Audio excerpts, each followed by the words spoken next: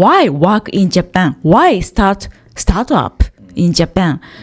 All the companies that we see today, Sony, Honda, Toyota, they were all startups at one point, right? So Japan did have an entrepreneurial mindset, and it still does, but it needs encouragement. Antler is here to fill the gap, because we are basically in that, we are not angel investor, but we are in that role, right? We are actually the first check. So that's why we call ourselves the 0-day investor. But in reality, we are actually -1. Yeah, because when founders come to us into our program, 10-day program, they're coming to us at -1.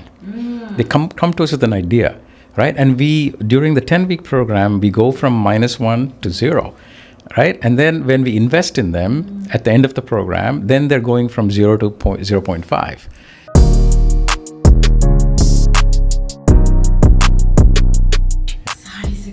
Okay, this is the key. Okay, so from April, new cohort is starting. Residency, yes. Residency. Did you already finish the application? No, the application is still in process. I think we reached over 1,000 applications for the April residency. And right now, the whole team is going through a process of interviewing and going through a process of selection. And normally at Antler, we probably end up selecting about 2%. So it's a very rigorous and very long process of getting into the Antler program. So if we got 1,000, 2% probably will make it into the residency. But that doesn't mean that the rest that are being left out is rejected. It's not that. They can actually come back again at the next residency with better ideas, better experience, and then of course they will get through. We are a very small team. We cannot take on 200, 300 people into the residency. So we have to limit it to at least under 100 or so. Yeah. So I'm back and forth San Francisco and Tokyo. So I was asked by many founders and also VCs, why Japan? Japan is the most popular traveling place. But why work in Japan? Why startup in Japan? So do you have any your observations? Yeah, so let's go back into history a little bit. Let's go back 80, 100, maybe even 200 years in some cases. All the companies that we see today, Sony, Honda, Toyota, they were all startups at one point, right? Yeah. So Japan's economy, if you go back into the past, has been about startups. Toyota didn't one day just appear, right? Mitsubishi didn't appear. They were all started by individuals that became large companies, but they were startups. So you could say all of these companies are unicorns of Japan, right? The decacorns are unicorns of Japan, the Toyotas, the Mitsubishis, and stuff like that. So Japan did have an entrepreneurial mindset, right? And it still does, but it needs encouragement for it to, go out into the open, because most of the people that are in the universities right now, almost all of them, they all look to become salarymen or salarywomen, all right, after graduation. That's because it's not their fault. It's because there is no opportunities for them to do startups, because there is no risk money in Japan, all right? There is money maybe later at Series A or Series B, but pre-seed, there's no angels in Japan. Let me put it that way. If you go to Silicon Valley, you'll find, you go to any coffee shop, you'll find 6 angels, right? You can talk to 6 angels and get, investments from 6 angels, or maybe 2. But in Tokyo, there is no angels. So which means these students and these entrepreneurs, they want to start companies, but there is no capital for them. There is no friends and family money. There is no angel money in Japan. So that has been that is what held back Japan from creating startups. But Antler is here to fill the gap, because we are basically in that, we are not angel investor, but we are in that role, right? We are actually the first check. So that's why we call ourselves the 0-day investor. But in reality, we are actually -1. Yeah, because when founders come to us into our program, 10-day program, they're coming to us at -1. They come to us with an idea, right? And during the 10-week program, we go from -1 to 0, right? And then when we invest in them at the end of the program, then they're going from 0 to 0.5, right? So we are filling the gap of angel investors in Japan. And why Japan? Obviously, there is a tremendous amount of technology in Japan. There are two really, really interesting sectors that makes a lot of innovative ideas. And one of them is deep tech.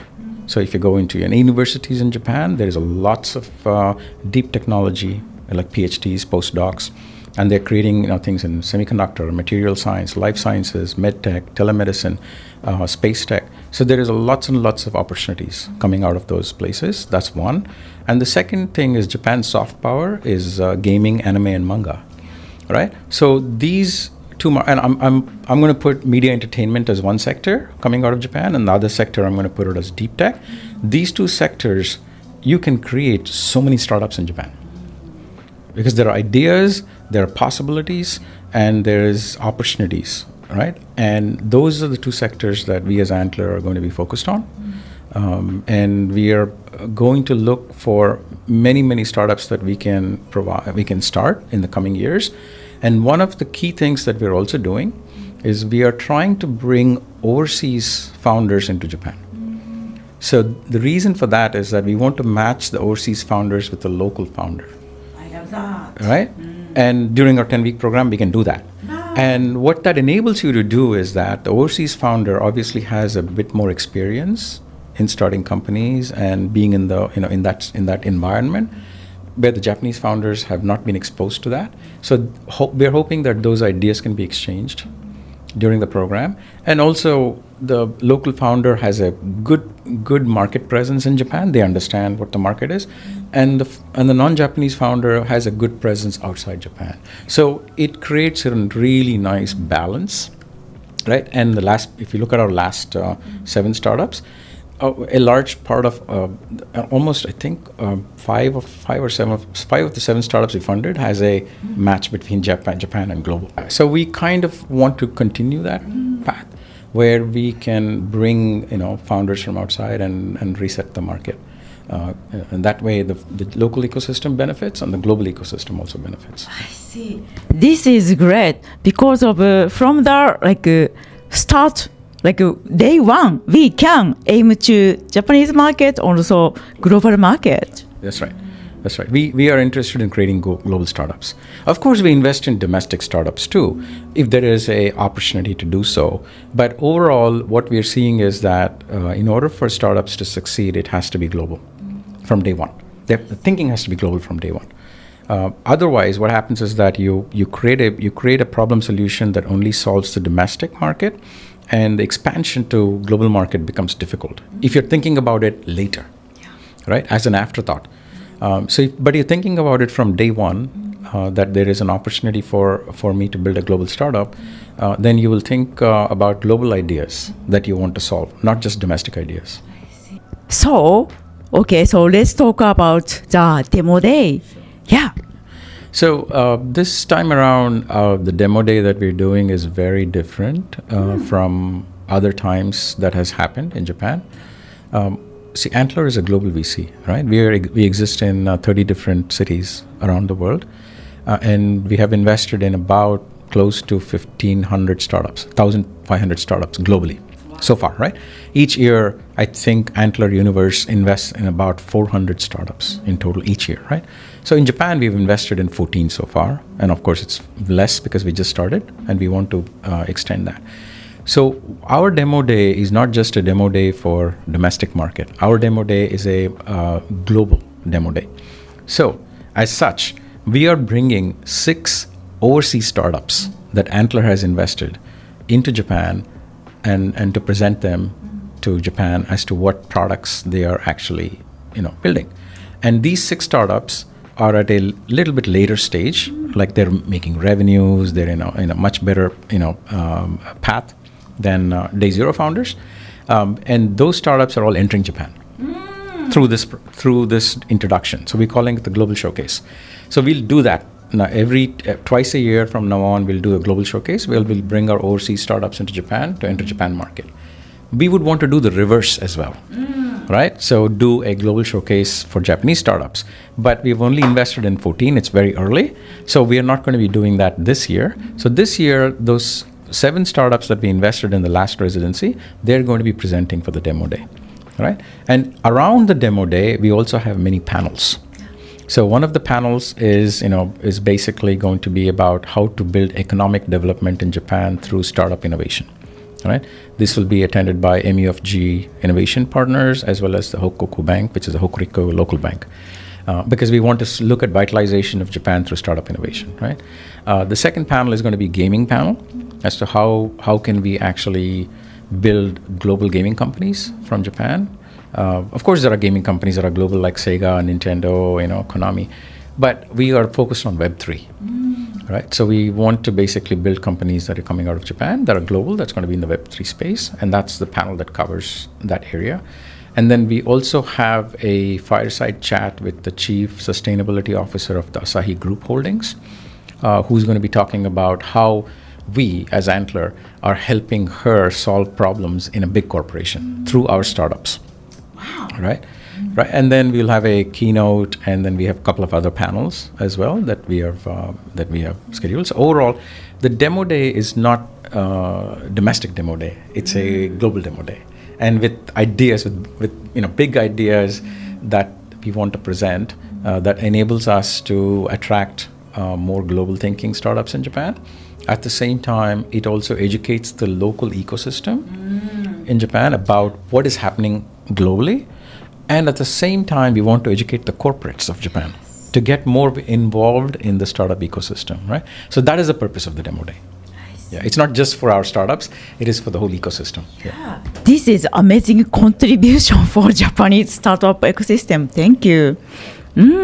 Okay, so lastly, tell us about your milestone in 2025. We really don't have a milestone as in like numbers. Normally venture capitals have a milestone like, I'm going to invest in 25 companies, I'm going to invest in 30 companies. That's not our milestone. Our milestone is more of trying to change the ecosystem, right? So we want to work with universities, Japanese universities. We want to work with different entities in Japan, including corporates. And we want to basically change the mindset of Japan to be more entrepreneurial, right? We want them to take more risks. We want more entrepreneurs. We want if you're working for a big company, it doesn't mean you cannot be an entrepreneur, right? You could still be an entrepreneur, and you can basically make ideas that help your company, grow into a new division, for example, right? So we want to educate the ecosystem. That is our vision for the next 1 year, is to go to universities all around Japan, talk to the faculty, talk to the students. Same thing we want to do with corporates, and then we want to educate about the ecosystem change. So if there are let's say 20 companies or 30 companies that come out of that education, that's fine. But we are not focused on the number. We are focused on changing the ecosystem. Yeah. I see. It's great.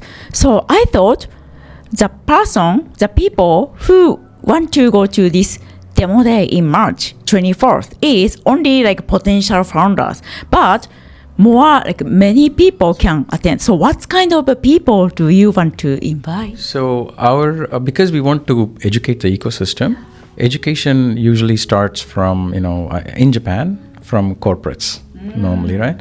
So most of our invited guests on that day are VC, corporate venture capital, corporate executives, and then an educational academia, as well as government like Jethro and Meiti. And so we are assembling them because we want to show them what is a global ecosystem.